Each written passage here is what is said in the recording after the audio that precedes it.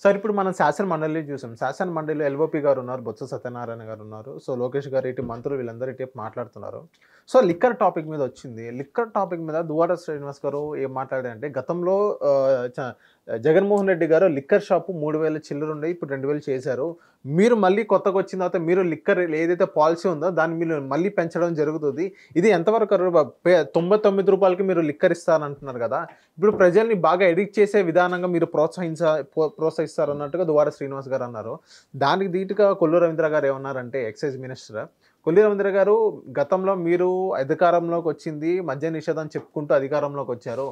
కానీ ఇప్పుడు మీరు మద్యం షాపులు ఇంకా పెంచారని తప్ప ఇంకా మీరేం తగ్గించలేదు. మేమే 2, 3 తగ్గించాం అన్నట్టుగా కొల్లు రవీంద్ర గారు అన్నారు.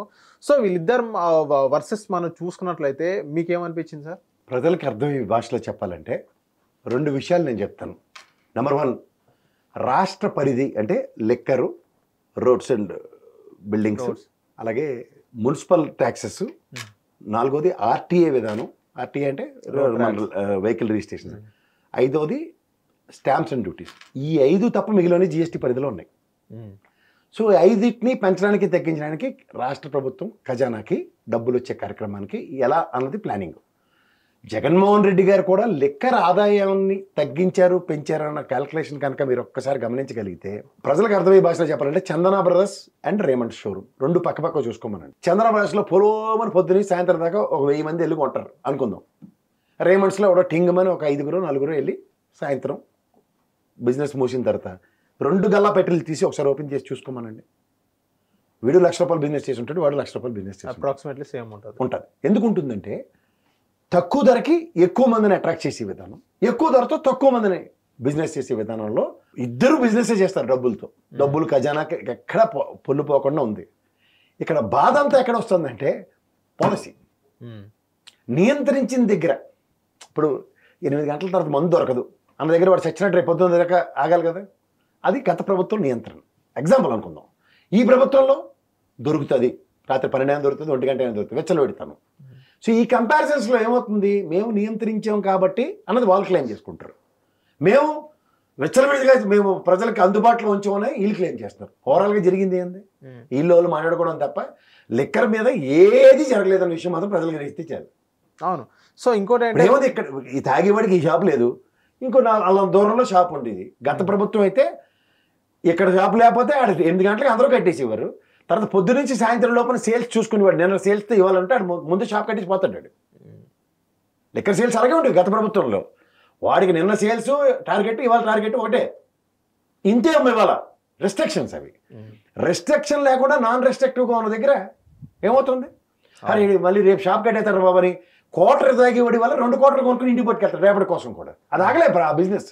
అవును, అది చాలా మంది గ్రహించట్లే సార్. ఇప్పుడు దీని గురించి ఇప్పుడు టీడీపీ వాళ్ళు ఏమంటారంటే వైసీపీ వాళ్ళకి లిక్కర్ గురించి మీకు మాట్లాడే అర్హత అనేది కానీ అధికారం కానీ మీకు లేదు. ఎందుకంటే మీ నాయకుడు అధికారంలోకి వచ్చే ముందు ఏం చెప్పారంటే మద్య నిషేధం అయిన తర్వాతే నేను 2024 ఎలక్షన్స్ నేను ఓటు అడుగుతాను, లేకపోతే నేను ఓటు అడగను అన్నట్టుగా మీ నాయకుడు చెప్పారు. కాకపోతే మద్యం మీదే ఆధారపడే పరిస్థితి వచ్చింది. దాని మీదే మీరు అప్పులు తీసుకొచ్చే పరిస్థితి చూసాం కదా. దాని గురించి మీరు మాట్లాడే అర్హత కానీ అధికారం కానీ మీకు లేదని అంటున్నారు. దానికి మీరేమంటారు సార్? ఇప్పుడు మీరు ఏదో ఆ నలుగురు సినిమా అయితే చూసినట్టుగా ఉన్నారు. అందులో రాయని పరిస్థితి ఇక్కడ జీతం రాగానే 2 మొక్కలు చేసి ఇదే వార్తని తీసుకెళ్ళి సమాజ సేవ చేస్తాను అన్నోడు చెప్పినట్టు చెప్తే ఎలాగ సార్? ఇప్పుడు రామారావు గారు మద్యపాన నిషేధం చేశారు, మరి చంద్రబాబు గారు ఊరుకున్నారా? మద్యం మళ్ళీ ప్రవేశపెట్టేదాకా ఆయన ఒప్పుకోలేదు. అలాగే ప్రభుత్వం రావడానికి ఒకసారి దాని మీద పాలసీ మీద రివ్యూ చేసుకుందాం, దాన్ని ఎలా నియంత్రిద్దాం అన్న దగ్గర అంచెల వారీగా నిషేధిద్దాం అన్నది వాళ్ళ కాన్సెప్ట్కి వచ్చారు. మొదలైతే చెప్పారు మద్యపాన నిషేధం అని, కానీ అంచెల వారీగా అన్నది అశ్వత్థామ అతక్కుంజరాలాగా ఒక ఎక్స్క్యూజ్తో మొదలైంది అక్కడ ప్రస్తుతం. ఎందుకంటే ఉన్న 5 వనరులు ఒక వనరుని తీసేసి 4తో పనిచేయమంటే ఎక్కడవుతుంది? అంటే ఎలక్షన్ క్యాంపెయిన్ అదే విషయం చెప్పారు కదా. చెప్తారండి, ఎవరైనా చెప్తారు. ఇప్పుడు నేను అంటుంది అదే, 10 షాపులు ఉన్న దగ్గర 4 షాపులు చేసాడా లేదా అది చెప్పండి. ఫస్ట్ ఉన్నాయి, అదే నియంత్రించాడు కదా. ఎంతో కొంత మెజారిటీ కాదు, ఎంత 1-2% ఉంది, అంతే కదా. అంతే. ఇప్పుడు ఏమైనా దాన్ని ఏమంటారు, మందు తాగేవాడు ఎడిక్షన్ సెంటర్స్ ఉంటాయి. వాళ్ళు ఏంటంటే రోజు ఆడికి ఒక ఫుల్ బాటిల్ తాగేవాడికి ఒక క్వార్టర్కి తీసుకొచ్చి తర్వాత ఒక పెగ్కి తీసుకొచ్చి రీహాబిలిటేషన్ సెంటర్. అలా ప్రభుత్వం ఒకరోజు డిసైడ్ చేసుకుని మూసేద్దాం అనుకుంటే 2800 కిలోమీటర్ల పైచీలకు బార్డర్ ఉంది మన దగ్గర. ఇక్కడ ఆంధ్రప్రదేశ్లో రామారావు గారు గవర్నమెంట్లో బ్యాన్ చేసినప్పుడు అంతా బేదర్ పోయేవారు కదా, శని ఆదివారం. అప్పుడే కదా రాష్ట్ర ఖజానాకి డబ్బులకి రావట్లేదని మొత్తం అంతా తరలిపోతుందని చెప్పే కదా. సో ఇవన్నీ సార్ ఒక ప్రభుత్వం ఇంకో ప్రభుత్వం వాళ్ళు ఆడుకునే ఆట, అది వాళ్ళని ఆడుకుని మీరు ఎందుకు గారపడతారు సార్? ఇంకోటి ఏంటంటే దాంట్లో ఏమి సాధించి చచ్చేది ఏం లేదు దాంట్లో. సార్ నేను కొంతమంది వైసీపీలో జగన్మోహన్ రెడ్డి గారి గవర్నమెంట్లో ఐఏఎస్ అధికారులు టాప్ మోస్ట్, నేను ఆయన గవర్నెన్స్ ఉన్నప్పుడు నేను ఇద్దరితో మాట్లాడడం జరిగింది. ఆయన జగన్మోహన్ రెడ్డి క్యాబినెట్ సలహాదారులు, నేను వాళ్ళతో మాట్లాడడం జరిగింది. సో వాళ్ళు ఇచ్చిన సూచన ఏం చెప్పారంటే, ఇప్పుడు మీరు జగన్మోహన్ రెడ్డి గారు ఏం చెప్పారంటే వీళ్ళు ఏం చెప్పారంటే 100% నిషేధిద్దాం అన్నట్టుగా చెప్పారు జగన్మోహన్ రెడ్డి గారిని. కాకపోతే జగన్మోహన్ రెడ్డి గారు దానికి ఒప్పుకోలేదు, దానికి ఒక పర్ఫెక్ట్ రీజన్ చెప్పారని చెప్పారు. ఏంటి సార్ అది రీజన్ అని అడిగితే, ఇఫ్ కంప్లీట్ మద్య నిషేధం చేసినా కానీ చాలా ఆర్థికంగా పక్కన పెట్టండి, ప్రజలు చాలా నష్టపోయే అవకాశాలు ఉన్నాయని అన్నారట. సో ఎలా అనంటే మద్య నిషేధం మొత్తం చేసిన తర్వాత కల్తీ సారా కాస్తారు బయట, దాన్ని మనం అస్సలు అరికట్టలేము, అది డ్రగ్స్ కన్నా చాలా డేంజర్.